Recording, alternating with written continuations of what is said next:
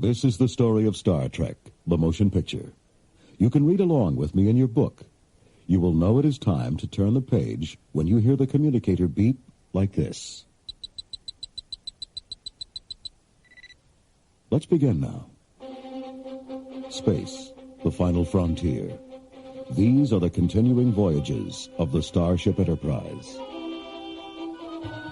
Far out in space, a mysterious giant cloud traveled silently toward a distant planet Earth. On its journey, it passed 3 Klingon warships on patrol. The Klingon captain hailed the cloud. You are violating Klingon territory. Respond or be destroyed. Receiving no reply, the ships fired. But the cloud easily deflected the bolts. In return, it fired a tremendous flash of energy at the ships, instantly disintegrating them.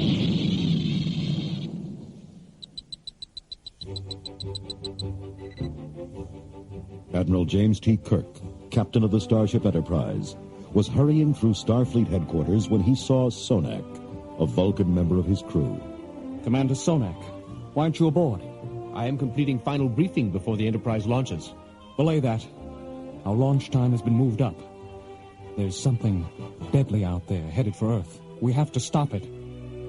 Within hours, Admiral Kirk transported up to the Starship Enterprise. There was confusion everywhere. New weapons and engines were being installed, and the workers rushed to finish in time. Chief Engineer Scott gave Kirk a worried greeting. Admiral, these departure orders. We can't be ready to leave dry dock in only 12 hours. Mr. Scott, ready or not, we're going. We've got to. Scotty's men doubled their efforts. A few last crew members beamed up, including the ship's new navigator, Ilea, a Deltan. Kirk greeted the unusual-looking woman. Welcome aboard, Lieutenant Ilea. I believe you've met our executive officer, Commander Decker. She smiled. Oh, yes, Decker and I are old friends. Kirk called together his crew. An alien cloud is moving toward Earth at warp speed. It is destroying everything in its path. He was interrupted by an urgent transmission. This is Space Station Epsilon 9. The cloud is bearing down on us. We're scanning it. Oh, no, they think our scans are hostile. We're under attack. Horrified, Kirk and his crew watched the view screen as the cloud disintegrated the helpless station.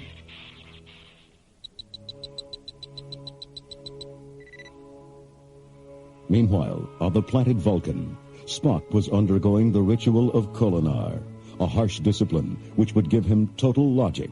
He knelt before one of the Vulcan masters. You have labored long, Spock. Now your training is complete.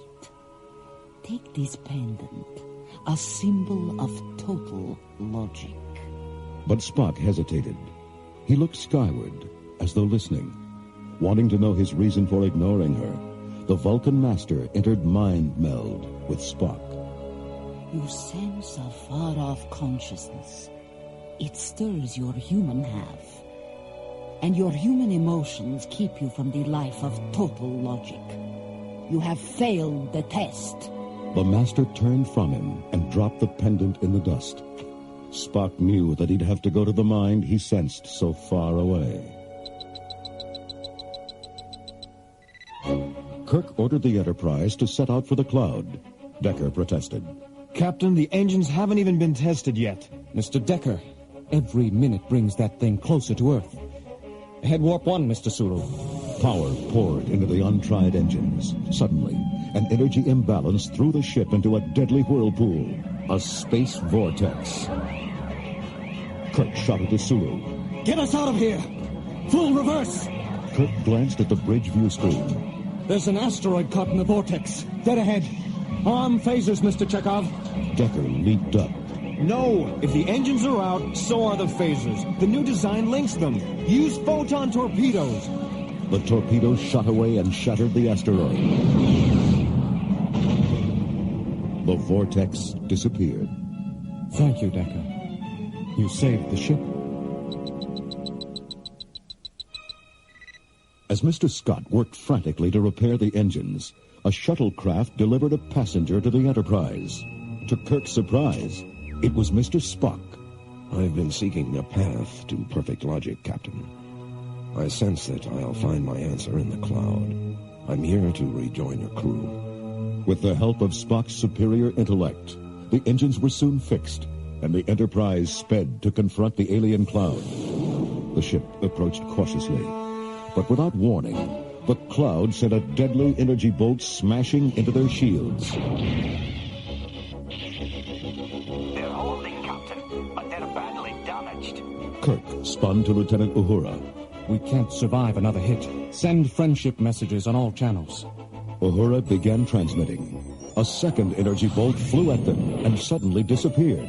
Their message was understood.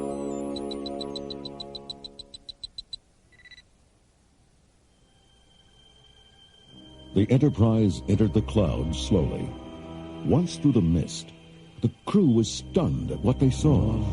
An enormous ship, almost 50 miles long, at the center of the cloud. Spock. Who could build such a ship? I don't know, Captain. All I sense is a mind with a pattern of perfect logic and tremendous knowledge. In a flash of blinding light, a pillar of pure energy invaded the bridge. It stretched out an arm to the main computer console. Spock scanned it with his tricorder. It is a probe from the alien ship, Captain. It's draining the memory banks of our computer, including top-secret information. Leaping to the console, Spock smashed the controls with his fists. The computer shorted out with a flash.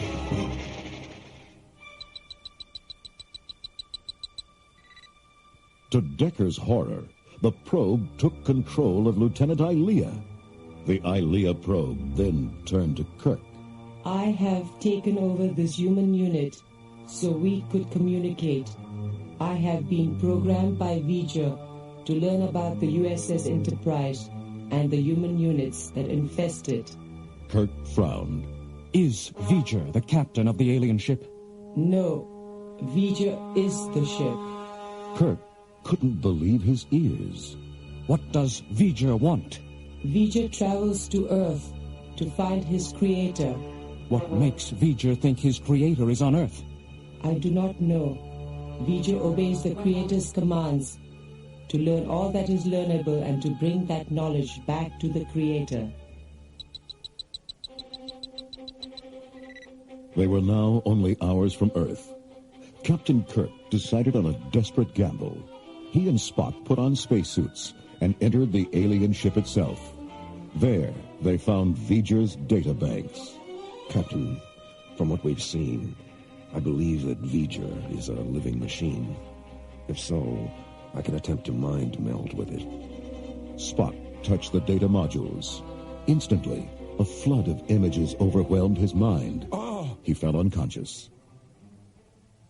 When Spock awoke in the ship's sick bay, he called for Kirk. The Vulcan Masters were wrong, Jim. Logic isn't enough. V'ger knows perfect logic, but is still unfulfilled, still incomplete. Spock grasped his friend's hand. This simple feeling, the warmth of friendship, of human emotions, V'ger cannot find. But at last, I have. As V'ger approached the helpless Earth, it sent 4 huge bombs into orbit. Kirk snapped at Ilea. What is it doing? V'ger radioed the creator, but received no answer.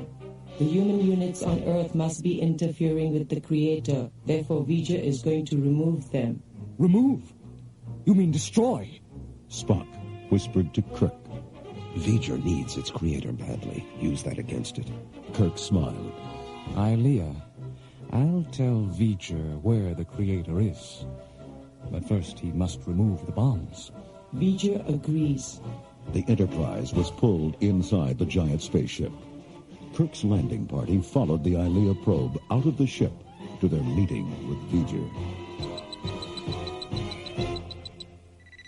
Kirk's eyes widened at the sight of V'ger. Spock, it's a machine. An early space probe from Earth. Voyager, not V'ger. Mr. Spock checked his tricorder. Readings indicate that V'ger was found by a planet of living machines.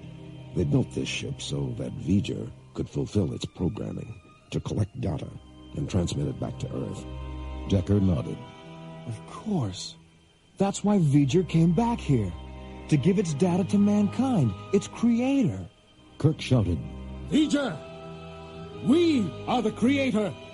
Ilea blinked skeptically. Then you must join with V'ger. Spock's eyes lit with understanding. Fascinating. V'ger's vast knowledge has reached the limits of the logical universe. In order to grow further, it requires the human ability to leap beyond logic. V'ger knows he must evolve. That is why he must join with a human being. Decker turned to Kirk. I'll do it. I love Ilea, and this is the only way I can be reunited with her. And it will be an incredible adventure. Jim, I want this as much as you want the Enterprise. Decker ran to Ilea. A powerful energy beam engulfed them as Decker slowly became part of V'ger. Blinded by the brilliant transformation, the landing party raced back to the Enterprise.